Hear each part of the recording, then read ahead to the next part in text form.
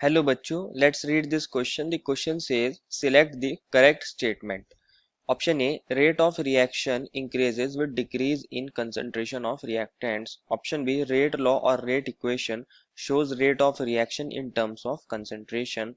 Option C, units of rate constant are mole, liter inverse, second inverse. And option D, for the reaction AA plus BB gives product if rate is equals to A की power X and B की power Y, A and B are always equal to X and Y. बच्चों हमें यहाँ correct statement बतानी है और हमें यहाँ चार स्टेटमेंट्स दी गई हैं और हमें बताना है कि इनमें से करेक्ट स्टेटमेंट कौन सी होगी। तो फर्स्ट ऑफ ऑल बात करते हैं इस क्वेश्चन के अंदर हमारे की कंसेप्ट की।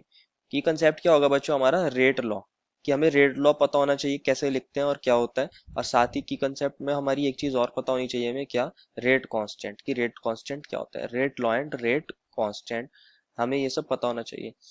अब देखते हैं वन बाय वन सारी स्टेटमेंट्स को। हमें फर्स्ट स्टेटमेंट में कहा है कि रेट ऑफ रिएक्शन इंक्रीज कर जाता है कंसंट्रेशन ऑफ रिएक्टेंट्स डिक्रीज होने पे।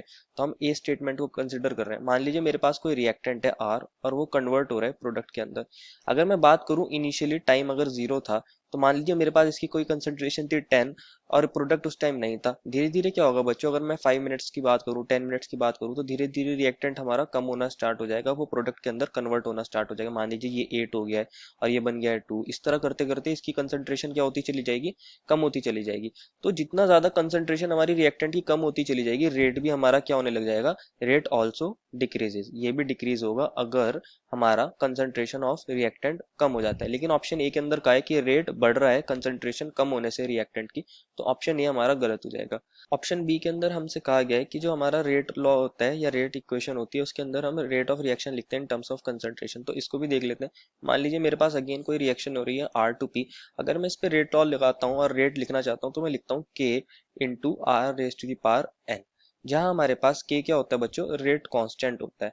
और हमारे पास जो आर है वो कौन है बच्चों, कंसंट्रेशन ऑफ रिएक्टेंट है। और एन क्या होगा बच्चों, ये होता है ऑर्डर ऑफ रिएक्शन, मतलब कि हमारा रिएक्शन का ऑर्डर क्या है ये इस चीज पर भी डिपेंड करता है।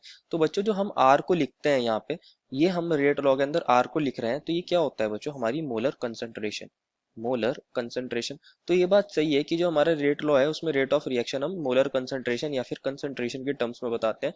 तो हमारा ऑप्शन बी तो करेक्ट हो जाएगा बच्चों। बात करते हैं ऑप्शन सी की।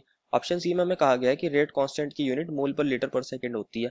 ऐसा हर बार जरूरी नहीं है। रेट कांस्टेंट की बात करें तो बच्चों रेट कांस्टेंट की यूनिट जो होती है वो किस चीज पर डिपेंड करती है, ऑर्डर ऑफ रिएक्शन पर डिपेंड करती है। पास कोई जीरो ऑर्डर रिएक्शन है तो उस केस में हमारी रेट कांस्टेंट की यूनिट तो सही हो जाएगी, मोल, लीटर इनवर्स, सेकंड इनवर्स। लेकिन अगर हमारे पास कभी ऑर्डर 1 हुआ तो वहां रेट कांस्टेंट की यूनिट क्या होती है, सेकंड इनवर्स। इसी तरह डिफरेंट डिफरेंट ऑर्डर्स के लिए डिफरेंट डिफरेंट हमारी रेट कांस्टेंट की यूनिट होती है। तो ऑप्शन सी इसलिए गलत है। एंड हमें डी ऑप्शन के अंदर कहा है कि हमारे पास कोई रिएक्शन हो रही है ए प्लस बी और बी और ये बना रहे हैं प्रोडक्ट, और इसके लिए हमें रेट दे रखा है। रेट क्या दे रखा है बच्चों, हमें रेट इज इक्वल्स टू, अगर एक्स ए की टर्म्स में दिया है तो वो दिया है इन्होंने a raise to the power x, rate is equals to a की पावर एक्स, यही दिया है। अगर मैं इसको y के टर्म्स में लिखना चाहूँ तो रेट इज इक्वल्स टू दिया है मुझे बी की पावर वाई, ऐसे लिख कर दिया है मैं बी के टर्म्स में, यही दिया है। ठीक है। अब इन्होंने कहा है कि एक्स और वाई जो है वो हमेशा ए और बी के इक्वल होंगे। बच्चों जो ए और बी होते हैं ये स्टोइकोमेट्रिक कोफिशिएंट होते हैं, लेकिन रेट लॉ के अंदर ये हमेशा एक्स वाई के इक्वल हो ये जरूरी नहीं। ये इक्वल हो भी सकते हैं और ना भी इक्वल हो। मान लीजिए ए 1 है और बी भी 1 है, जरूरी नहीं कि एक्स भी 1 हो और वाई भी 1 हो, ऐसा जरूरी नहीं है। तो ऑप्शन डी भी क्या हो जाएगा हमारा, इनकरेक्ट हो जाएगा। ये जो ऑर्डर होता है बच्चों इसको हम एक्सपेरिमेंटली निकालते हैं, एक्सपेरिमेंटली। इनको डायरेक्टली हम रेट लॉ में लिख नहीं सकते by looking at the stoichiometric coefficient. तो ऑप्शन डी इसलिए गलत है।